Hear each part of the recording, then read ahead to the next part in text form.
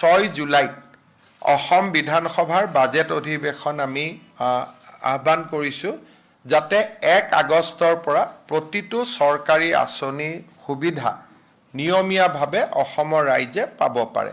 বিধানসভাৰ অধিৱেশন এখন আহ্বান কৰিবলৈ এমাহৰ নটিচ লাগে, গতিকে আজি 4 তাৰিখ 6 জুলাইত আমি পাতিব খুজিছোঁ আৰু 6 জুলাইৰ ভিতৰত বাজেট হ'লে 28-29 জুলাইত পাছ হৈ যাব।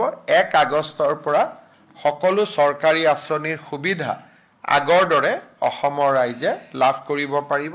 এই অসুবিধাৰ কাৰণে যিহেতু বিভিন্ন বাতৰি কাকতত বেলেগ বেলেগ কৰি কথা ওলাই আছে, আঁচনি বন্ধ কৰি দিলে, অমুক কৰি দিলে, মই সাংবাদিকসকলকো অনুৰোধ কৰিম যে অকণমান ভেৰিফাই নকৰাকৈ এই ধৰণৰ নিউজ আমি দিয়াৰ প্ৰয়োজন নাই, কাৰণ 1 আগষ্টৰ পৰা প্ৰতিখন আঁচনিৰ সুবিধাই অসমৰ ৰাইজে নিয়মীয়াকৈ পাব। আমাক খালি পূৰ্ণাংগ বাজেটখন পাছ হ'ব লাগে।